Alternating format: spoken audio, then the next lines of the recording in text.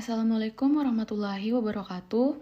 Perkenalkan, nama saya Sharon Krisel Tulalo dari kelompok 18 bersama rekan-rekan saya, Rafli Niko Aldianto, Gunawan Wisnu Pramudian, dan Abdul Karim Saleh. Akan mempresentasikan hasil analisis kami yang berjudul Analisis Ekspor Kopi Indonesia dalam Perdagangan Internasional. Nah, kenapa kami memilih topik ini? Karena kami melihat bahwa industri kopi Indonesia ini sudah semakin maju dan mulai dikenal di mancanegara. Sehingga topik ini kami pilih karena kami ingin menjelaskan bagaimana kopi Indonesia bisa bersaing di pasar internasional. Oke, masuk di bagian pendahuluan. Indonesia merupakan sebuah negara kepulauan yang dilalui oleh garis khatulistiwa dan memiliki iklim tropis sehingga negara ini memiliki keanekaragaman hayati terkaya di dunia, termasuk diantaranya ialah kopi. Indonesia dikenal sebagai negara penghasil kopi terbesar keempat di dunia setelah Brasil, Vietnam, Kolombia, dan juga produksi di tahun 2016 mencapai 639.305 ton. Tingginya produksi kopi tersebut dilakukan untuk memenuhi peningkatan terhadap kebutuhan kopi dunia karena kopi Indonesia memiliki daya tarik tersendiri di pasar internasional. Banyak 50 negara menjadi tujuan ekspor kopi Indonesia pada tahun 2017. Negara Amerika Serikat menjadi negara utama tujuan ekspor kopi Indonesia dengan peran pasar sebesar 21,6%, diikuti oleh Jerman 8,76%, Malaysia 7,33%, Jepang 6,94%, dan Italia 6,71%. Dalam menganalisa studi kasus ini, kelompok kami menggunakan turunan teori ekonomi politik klasik yang dikembangkan oleh Adam Smith, David Ricardo, Thomas Malthus, James Stewart Mills. Dengan alasan, secara ontologi dalam teori ini membahas hubungan antara ekonomi dengan kehidupan masyarakat, terkhususkan dalam kasus ini masyarakat internasional.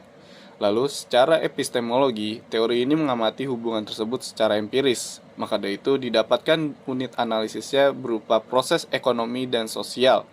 Nah, dari sini memiliki relevansi dengan topik proses jual beli kopi Indonesia di pasar internasional. Dari proses ini menghasilkan dampak, dan untuk menganalisis dampak tersebut, kita menggunakan teori comparative advantage oleh David Ricardo.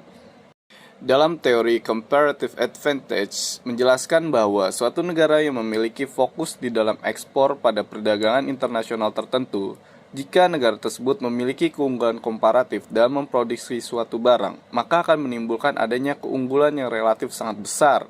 David Ricardo memiliki pemikiran terhadap teori keunggulan komparatif di dalam perdagangan internasional yang biasanya menyangkut hubungan dua negara. Dalam artian, hubungan tersebut juga akan terjadi apabila setiap negara memiliki biaya produksi yang relatif kecil untuk setiap jenis hasil produksi atau barang yang berbeda yang dihasilkan oleh setiap negara. Di dalam bukunya yang berjudul Principle of Political Economy and Taxation 1817, Ricardo menjelaskan pemikirannya mengenai keunggulan komparatif menjadi 7 poin utama. Yang pertama, terdapat dua negara yang saling berhubungan dan di dalam hubungan tersebut juga terdapat adanya komoditi berbeda yang dimiliki oleh setiap negara. Yang kedua, dalam perdagangan internasional terdapat adanya perdagangan yang bersifat bebas, sehingga setiap negara bebas untuk memilih negara yang ingin menjadi hubungan kerjasama di dalam perdagangan internasional dan bebas dalam hal komoditi yang dimiliki. Ketiga, adanya tenaga kerja yang memiliki kebebasan sempurna di dalam suatu negara tetapi dalam ruang lingkup regional, tetapi dalam ruang lingkup internasional, tenaga kerja tersebut tidak memiliki kebebasan. Keempat, terdapat biaya produksi yang tetap terhadap suatu komoditi di negara tersebut, dalam artian biaya produksinya tidak dapat berubah karena hal tersebut akan mempengaruhi proses perdagangan. Kelima, biaya transportasi dalam perdagangan internasional harus memiliki zero cost, tidak ada biaya, sehingga negara yang menjalin kerjasama saling menguntungkan. Keenam, tidak terdapat perubahan di dalam teknologi yang semakin terus berkembang yang dapat mempengaruhi perdagangan internasional. Ketujuh, menyangkut teori nilai tenaga kerja oleh Adam Smith. Dan terakhir, dalam perdagangan internasional yang terjadi oleh hubungan dua negara tersebut, tercipta pasar persaingan sempurna, sehingga akan menciptakan kesetaraan dalam perdagangan dan kebebasan di dalam perdagangan yang saling menguntungkan. Dalam teori ini, David Ricardo juga menjelaskan bahwa negara yang telah melakukan hubungan di dalam perdagangan internasional akan memiliki keuntungan yang diperoleh dari dua jalur. Jalur yang pertama adalah hal tersebut berasal dari jalur alternatif untuk memproduksi suatu barang di negara sendiri, sehingga negara tersebut dapat melakukan produksi pada barang lain dan melakukan aktivitas perdagangan sebagai salah satu penukar dalam memperoleh barang yang sangat dibutuhkan. Nah, yang kedua, melalui adanya perdagangan yang bertujuan untuk melakukan perluasan terhadap kemungkinan konsumsi di suatu negara, sehingga dalam kesempatan yang dimiliki negara tersebut dapat menciptakan adanya keuntungan dari perdagangan internasional yang dijalin. Akan tetapi, adanya teori keunggulan komparatif atau comparative advantage tersebut memiliki kelemahan, yaitu tidak sesuai dengan kenyataan yang terjadi dalam proses perdagangan internasional.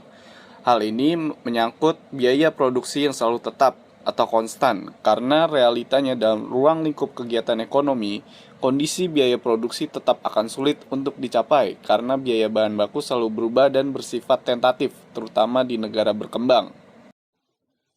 Sejak tahun 2010, tren peningkatan konsumsi kopi terus mengalami peningkatan, yang mana setiap tahunnya mengalami peningkatan sebesar 2,5%. Luas lahan perkebunan kopi di Indonesia pada tahun 2017 yaitu seluas 1,04 juta hektar, yang mana sebagian besar menghasilkan kopi jenis Robusta, yakni sebesar 81,96%.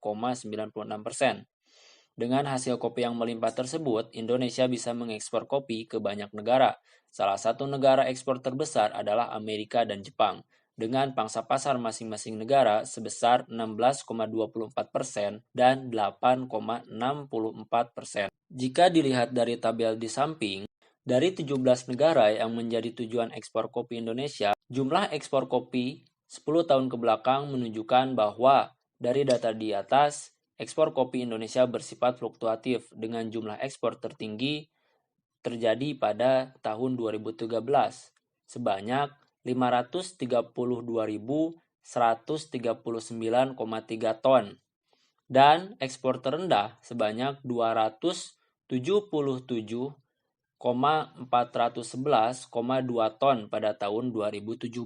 Tren penurunan ekspor tersebut bukan berarti produksi kopi di Indonesia mengalami penurunan. Akan tetapi, konsumsi kopi di dalam negeri terus mengalami peningkatan. Dengan adanya gerai kopi baru atau kafe baru yang bermunculan, sehingga kebutuhan atau konsumsi kopi dalam negeri tiap tahunnya tumbuh sebesar 8%. Pada tahun 2020, Bapak Anton Aprilianto, Ketua Umum Dewan Kopi Indonesia, DKOPI, menyatakan bahwa konsumsi kopi Indonesia dibagi menjadi 2 porsi, yakni untuk kebutuhan ekspor dan kebutuhan konsumsi dalam negeri, dengan masing-masing pembagian sebanyak 60% dan 40%. Ia juga mengatakan bahwa tren ini kemungkinan akan berbalik. Bahkan, pada tahun 2020, konsumsi kopi dalam negeri meningkat sebanyak 13,9% atau setara dengan 294.000 ton dibanding tahun 2019 sebanyak 258.000 ton. Sebagai komoditas ekspor utama Indonesia, kopi juga menjadi penopang perekonomian Indonesia setelah sawit dan karet, yang mana menjadi penyumbang PDB Indonesia sebanyak 16,15%. Dengan produksi per tahunnya diperkirakan sebanyak 761.000 ton. Untuk terus meningkatkan produksi kopi Indonesia, pemerintah membentuk program kredit usaha rakyat atau KUR, yang mana pada tahun 2020 sudah mengucurkan dana sebesar 1,2 triliun dan pada tahun 2021 sebanyak 661 miliar. Tidak hanya itu, pemerintah juga mendorong pertumbuhan industri kopi melalui food estate atau riset penting supaya nilai kopi terus meningkat dan juga melakukan kerjasama internasional baik dengan negara ataupun dengan pihak lainnya. Jadi kesimpulannya, dengan adanya tingkat produksi yang sangat tinggi dari kopi tersebut, dapat memenuhi kebutuhan terhadap peningkatan kopi yang ada di berbagai dunia. Dan karena kopi dari Indonesia lah yang membuat kopi itu sendiri mempunyai kekhasannya di dunia, dan juga pengaruh yang ditimbulkan dari adanya kopi-kopi ini mempunyai peran besar yang sangat penting bagi komoditas perkebunan yang bisa mengangkat perekonomian yang ada di Indonesia.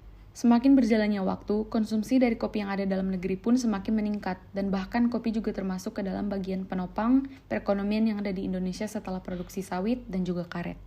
Sekian presentasi dari kelompok kami. Thank you.